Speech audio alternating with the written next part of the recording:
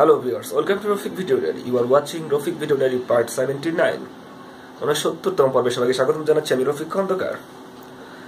আজকে তারিখটা বলে নেব 20 মার্চ 2017, বাংলা তারিখ হচ্ছে 6 চৈত্র 1423 এবং আরবি হচ্ছে 20 জমাদিউস সানি 1438। এই ছিল আজকের তারিখটা কেন বলি তারপর একটা কারণ আছে। মানে আমি ভিডিওটা কখন করলাম এটা আসলে ভিডিও দেখে আপনাদের জন্য বোঝা অনেক সময় কঠিন হয়ে যায়, কিন্তু তারিখটা বললে অ্যাটলিস্ট বুঝতে পারেন যে না এই দিনেই ভিডিওটা করা হয়েছিল। জানি না আমি যেহেতু ভিডিওগুলো মোবাইলে করি, মোবাইলে যদি তারিখটা উঠানো যেত ভিডিওতে তাহলে খুব ভালো হতো, কারণ আমার একটা প্রুফ থাকতো, কিন্তু মোবাইলে আসলে তারিখ উঠানোর অপশন আমি পাই না। ওকে, আশা করি সবাই ভালো আছেন, ভালো থাকবেন। প্রথমে আজকে উইকিপিডিয়া থেকে দেখে নেব আজকে বিশেষ কিছু আছে কিনা, বিশেষ কোনো ঘটনা আছে কিনা, অথবা বিশেষ কারো জন্মদিন অথবা মৃত্যুদিন আছে কিনা।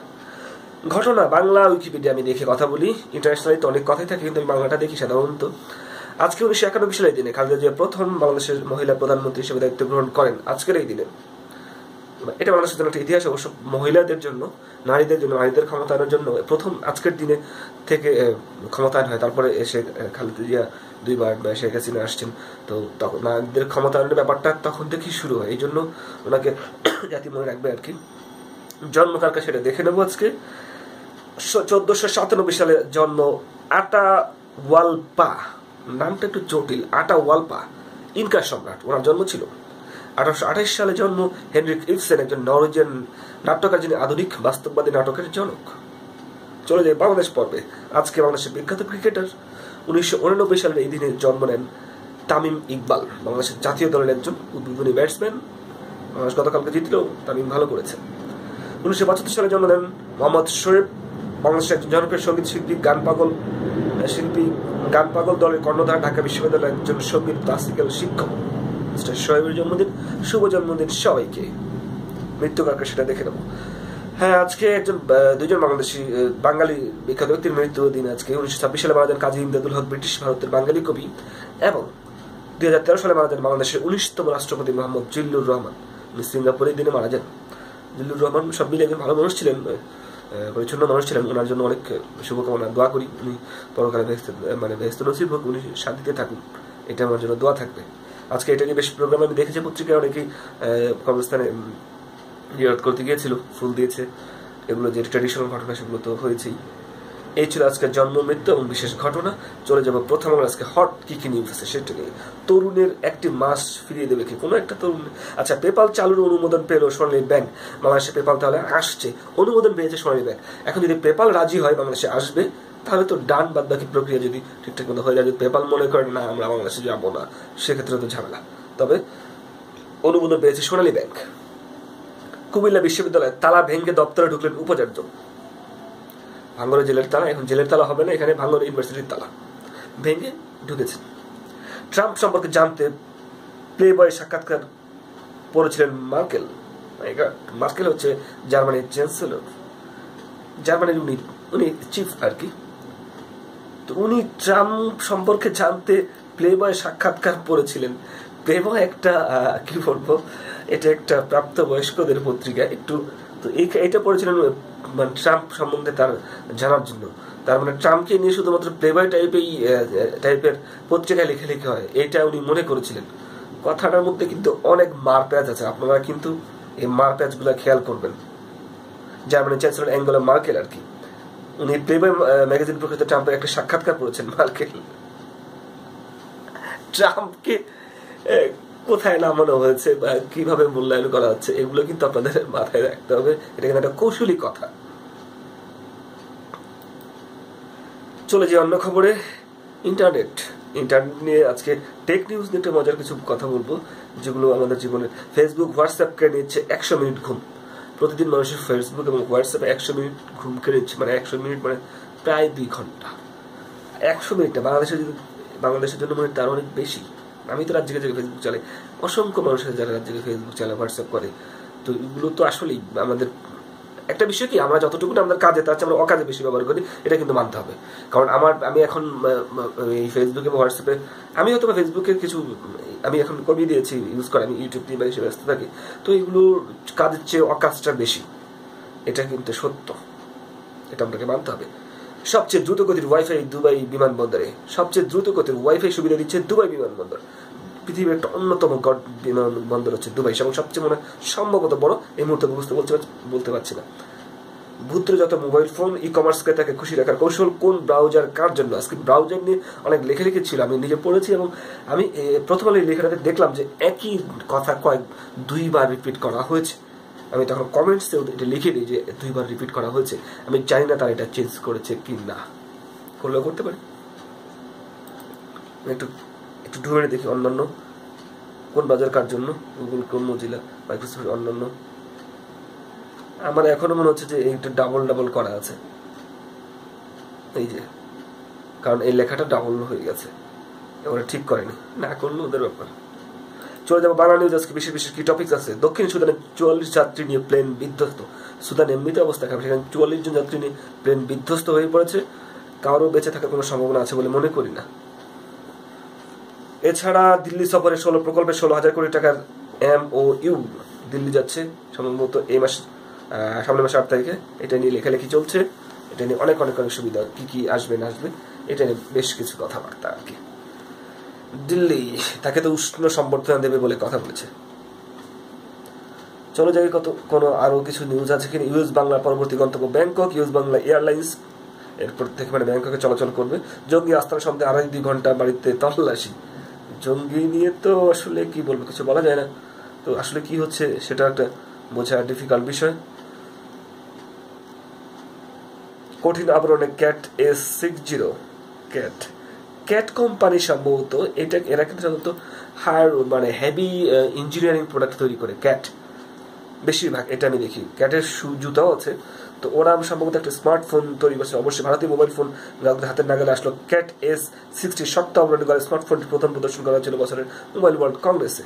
শক্ত, এর কেসিংটা অনেক শক্তিশালী, যেমন এটা কিছুই সহজে পড়লে 5 মিনিটের পানিতে ডুবে থাকতে পারে। তারপর এটা যেমন তেমন আঘাতে এটা কিছু হবে না, এরকম একটা। যদিও আমি এখানে উল্টা পাশটাই দেখতে পাচ্ছি এই ক্যাট মোবাইলের। আর বিশেষ কি আছে বাংলা নিউজে। গ্রামীণ ফোনের শিক্ষার্থীদের চাকরির সুযোগ, কি যে চাকরি দেবে ওরা নিজেদের তো জানে না। গ্রামীণ ফোনের চাকরি একসময় আমার খুব একটা বিয়া ছিল, গ্রামীণ ফোনে যখন চাকরি করতে পারতাম। স্বপ্নটা পূরণ হয়নি, একেবারে থার্ড পার্টি আন্ডার কিছুদিন করেছিলাম, কিন্তু আসলে স্বপ্ন পূরণ হয়নি। আমার স্বপ্ন সাধারণত পূরণ হয় না। চলো যে বিবিসিতে আজকে কি নিউজ আছে। ট্রাম্প রাশিয়া যোগাযোগ তদন্ত করছে FBI খোঁজ নিচ্ছে ট্রাম্প এবং রাশিয়ার সাথে কি কানেকশন। বাংলাদেশের জঙ্গি বিরোধী অভিযান নিয়ে প্রশ্ন কেন, এটা কথা সত্য, কারণ এই জঙ্গি বিরোধী সর্বশেষ যেটা আস্তানা যেটা হলো সেটা নিয়ে প্রশ্ন উঠছে। কেননা পত্রিকায় এসছে, এবং আমি বেশ সম্ভবত সময় না কি একটা টিভি চ্যানেলে দেখলাম, যমুনা টিভিতে, যে পরিবার তার ওখানে পরে যাদেরকে হত্যা বলা হয়েছে যে মারা গেছে, তাদেরকে পরিবার দাবি করছে যে তাদেরকে গত মাসে 27 তারিখ এরকম আগেই তুলে নিয়ে যাওয়া হয়। তারপরে এখানে তাদেরকে মৃত্যু দেখানো, তাদেরকে বলা হয় যে না তোমাদের লোক মারা গিয়েছে, এবং তাদের কয়েক প্রস্ত তাকে তুলে নেওয়া হয়, তাদের কাছ থেকে চেক নেওয়া হয়, কি বলবো, মোটরসাইকেলের চাবি নেওয়া হয়। এগুলো আসছে পত্রিকায়। আমি একটা সাক্ষাৎকার দেখলাম, সম্ভবত এটা যেটা বললাম এটা হচ্ছে যমুনা নিউজে আর কি। আমি রেকর্ড করে নিই, কিন্তু আমি এটা দেখছি, এটা আমি আমার দেখা থেকে বলছি, আমি এটা দাবি করছি না, পরিবার এরকম বলছে। বাংলাদেশ প্রতিদিনে কি আছে আজকে দেখবো। হট টপিকস কি।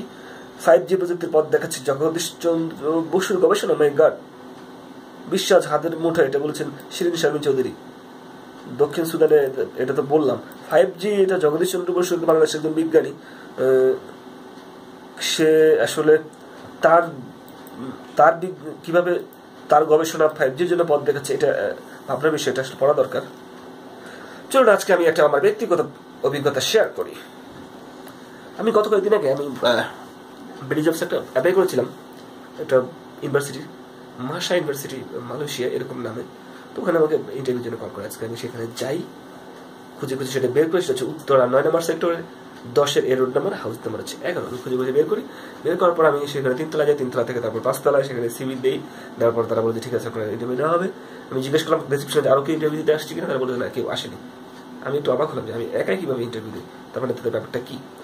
এই পর্যায়ে গিয়ে তারপরে এক ভদ্রলোক আমাকে ইন্টারভিউ নিল। তার বয়স মোটামুটি 42, একটু কাঁচা পাকা দাঁড়িয়ে আছে, একটু কাঁচা পাকা আর কি। সে আমাকে নানাভাবে খুঁচিয়ে বিভিন্নভাবে আমাকে জিজ্ঞাসা করার চেষ্টা করলো।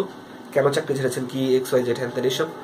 তারপরে সে এক পর্যায়ে তার সাথে আমার একটু সে একটু বিরক্ত হয়ে যায়, রাগের মতো হয়ে যায়, কেননা আমি তার একটা খুব দুর্বল জায়গায় হাত দিয়ে ফেলেছিলাম। সে যখন বলল আপনি আমাদের প্রতিষ্ঠান সম্বন্ধে কতটুকু জানেন, আমি খুব বেশি জানি না, আমি ইন্টারনেটে দেখেছি আপনাদের এটা মালয়েশিয়ার কোনো একটা ইউনিভার্সিটির হয়তো ব্রাঞ্চ বা তাদের ওখানে স্টুডেন্ট পাঠানো হয় এরকম কোনো কিছু। তার বললো যে না কি বলেন, এটা আমাদের ইউনিভার্সিটি এখানে একটা বাংলাদেশের শাখা, এটা ইন্টারন্যাশনাল ইউনিভার্সিটির ব্রাঞ্চ। এই কথাটা শোনার পর আমার যেটা মনে হলো, কারণ আমি ইউজিসি ইউনিভার্সিটি গ্রান্ট কমিশনের সাইটে দেখেছি বাংলাদেশে 3টা মাত্র ইন্টারন্যাশনাল ইউনিভার্সিটি আছে। একটা হচ্ছে এশিয়ান ইউনিভার্সিটি অফ উইমেন, একটা হচ্ছে ওআইসি ইউনিভার্সিটি গাজীপুরে, উইমেনটা হচ্ছে চিটাগাংয়ে, আর একটা হচ্ছে দিল্লি ইউনিভার্সিটি, যেটা সবকিছু দিল্লি বাংলাদেশে শুধু বাংলাদেশ থেকে ভর্তি হয় দিল্লিতে সবকিছু প্রসেস করা হয়, মূলত 2টা আর কি। তার বাদে কোনো ইন্টারন্যাশনাল ইউনিভার্সিটি নেই। আমার জানা মতে বাংলাদেশে এখন 27টা ইউনিভার্সিটি, বাংলাদেশের ইউনিভার্সিটিগুলো তারা পারমিশন নিতে অনেক সমস্যা আছে, তারা এখনো ঝুলছে। সো তারা কিভাবে তারা একটা বাইরের ইউনিভার্সিটির একটা শাখা খুলতে পারে 2টা ফ্লোর নিয়ে, আমার এটা কোনো মতে বুঝে আসে না। আমি যখন তার এই দুর্বলতার কথা বললাম যে আমি জানা মতে এটা, সে যখন বুঝে ফেলেছে যে আমি ইউনিভার্সিটি গ্রান্ট কমিশনের সাইট দেখেছি, তারপর তার সে রিয়াকশন করতে শুরু করলো। সে প্রচুর বিরক্ত, সে বলে না আপনি ভুল জানেন, আপনার এটা সময় জানেন, আপনার এটা জানার দরকার ছিল। সে প্রচুর রিয়েক্ট করতে শুরু করলো। আমার মনে হচ্ছিল যে আমি তাকে উত্তর দেই, কিন্তু আমি যেহেতু ইন্টারভিউ দিতে গিয়েছি আমি একটু মুচকে হাসলাম, আমার হাসিটাতে সে কষ্ট হয়েছে, কারণ আমি তার দুর্বলতা ধরতে পেরেছি। সে যখন তার দুর্বলতা আমার কাছে ফাঁস হওয়ার পর সে খুব রিয়াকশন করতে শুরু করলো। তারপর সে এক পর্যায়ে বললো ঠিক আছে আপনি আসেন। তারপর আমি চলে আসলাম। তো আমার একদম মনে হচ্ছে সিবিটা নিয়ে চলে আসি, আবার ভাবলো যে কথাটা কেমন বলাটা ঠিক হবে না। কিন্তু এই লোকটাকে আমারও ইচ্ছা ছিল যে মুখের পরে 2-4 কথা শুনিয়ে দেই যে আপনারা অবৈধ ক্যাম্পাস খোলার চেষ্টা করতেছেন, বেআইনি কাজ করতে চাচ্ছেন। আমি এর আগে বলেছি যে আমার কাছে এই অবৈধ জিনিস আমার থেকে যায় না। সে তখন ফাঁক দিয়ে কথা বলেছিল যে আমাদের এটাও তো আপনার ইথিক্সের সাথে নাও যেতে পারে। তখন আমি বুঝতে পেরেছি যে তাদের কোনো সমস্যা আছে। তো এই ছিল আজকের অবস্থা। বাংলাদেশটা হচ্ছে টাউট বাটপাড়ার একটা শহর, বিশেষ করে ঢাকা শহর। এখানে বেশিরভাগ মানুষ হচ্ছে টাউট বাটপাড়া। তাদের জীবনের শুরুটাই হয় টাউট বাটপাড়ি দিয়ে। অনেকের জীবনের শুরু, অনেকে টাকা ইনভেস্ট করে টাউট বাটপাড়ি করা খাতে। একটা মানুষ 50 লাখ টাকা এই খাতে ইনভেস্ট করে, সে কিন্তু ভালো একটা খাতে ইনভেস্ট করে গ্রাজুয়ালি এসে ভালো বিজনেস করতে পারবে, কিন্তু সে করবে না। সে করবে 2 নম্বর যেখানে করা যায় ওখানে। সে 2টা ফ্রড নিয়ে সে তার বিজনেস করছে। বাংলাদেশে যে সে মালয়েশিয়ার ইউনিভার্সিটি শাখা চালাবে, কোনো মতে বাংলাদেশের পারমিশন নেই। আমি খুব ভালো করে জানি না আমি 2-1 মধ্যে যদি অল্প কিছুদিনের মধ্যে সরকার চেঞ্জ না করে থাকে, জানা মতো এগুলো চেঞ্জ করে নেই। বাংলাদেশ ইউনিভার্সিটি পারমিশন পাওয়া অনেক ডিফিকাল্ট একটা বিষয়, অত সহজ না। অথচ তারা এটা শাখা খুলে সে দাবি করছে আমাদের সেটা ইউনিভার্সিটির ক্যাম্পাস। কত অদ্ভুত। সে কিছু ছেলে পেলেদেরকে ডেকে এনে ভর্তি করাবে, তাদের টাকা পয়সাগুলো নেবে, তারপরে ভাগবে। এই হচ্ছে অবস্থা, এই হচ্ছে বাংলাদেশ। আমি জানি না ভদ্রলোকের নাম কি, তার নামটা জানলে ভালো হতো। দেখবেন রফিক ভিডিও ডায়েরি পার্ট 79। আশা করি সবাই ভালো আছেন, ভালো থাকবেন। আমার চ্যানেল ভালো লাগলে লাইক, শেয়ার, কমেন্ট করুন, সাবস্ক্রাইব করতে ভুলবেন না। আজকে হচ্ছে তারিখটা বলে নিই, 20 মার্চ 2017। আর বাংলা তো বলেছি 6 চৈত্র 1423 এবং 20 রবিউল সানি 1438। আজকে দেখে রাখছি। বাই বাই, ভালো থাকুন।